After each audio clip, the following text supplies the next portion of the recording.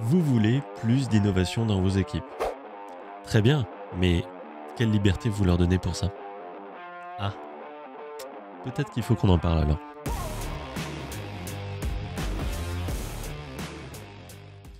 Bonjour, moi c'est David Koss et ma mission c'est d'aider à transformer des équipes tech et produits un peu bof en équipes vraiment géniales. Alors on parle très souvent d'innovation, de créativité, d'engagement au travail.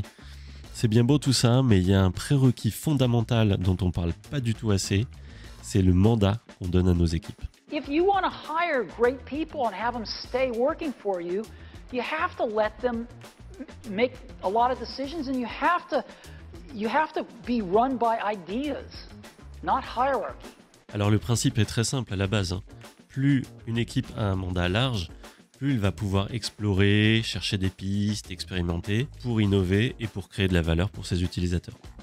Il y a une règle toute simple à retenir, c'est qu'une équipe ne peut pas s'améliorer au-delà de son mandat. Si vous limitez une équipe à faire ce qu'on lui dit, elle ne pourra optimiser que l'exécution. Si vous lui permettez de résoudre des problèmes, elle trouvera des solutions créatives. Si vous l'autorisez à explorer des opportunités, alors elle pourra vraiment innover. Bon alors l'idée c'est pas non plus, attention, de donner le mandat le plus large possible à une équipe.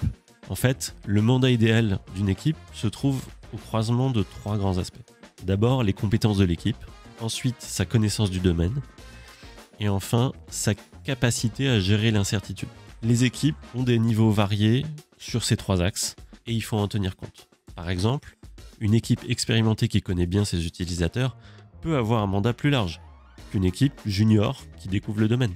Donc là encore, rappelez-vous, soyez pragmatique. En fait, l'idée, c'est pas tellement d'essayer d'aller tirer la ficelle le plus possible sur cette histoire de mandat. L'idée, c'est surtout de conscientiser, de réfléchir au mandat que vous donnez en fonction des caractéristiques de l'équipe.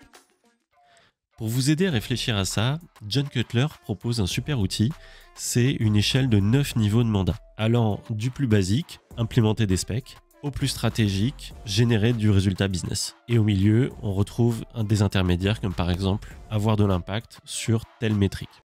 Mais encore une fois, l'important c'est jamais l'outil, l'important c'est la démarche. C'est de réfléchir au niveau d'autonomie actuel où en est l'équipe, de définir où est-ce qu'elle a envie d'aller et de mettre en place les conditions du succès. Donc je vous propose un exercice pratique tout bête pour essayer cette démarche. D'abord, réunissez vos équipes.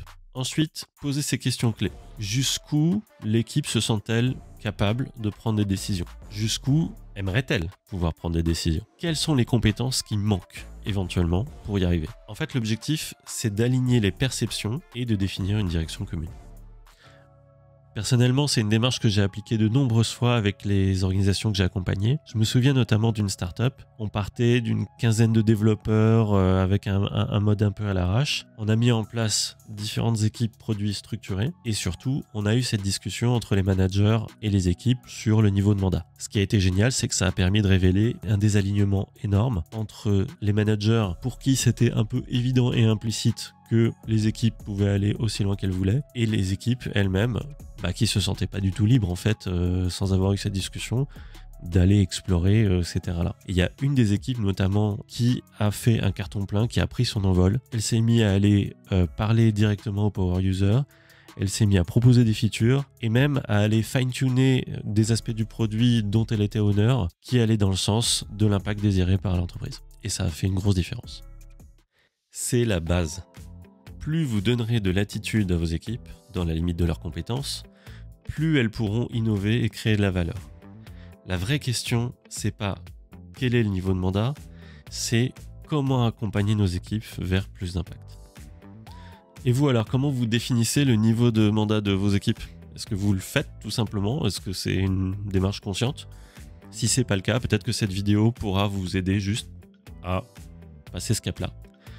En tout cas, dites-moi ce qu'il en est pour vous en commentaire, faites-moi part de vos réflexions, de vos feedbacks, je suis super curieux de ça, et puis en plus ça aidera tous les autres à en profiter. Voilà, c'est tout pour aujourd'hui, rendez-vous la semaine prochaine avec un autre sujet, à bientôt.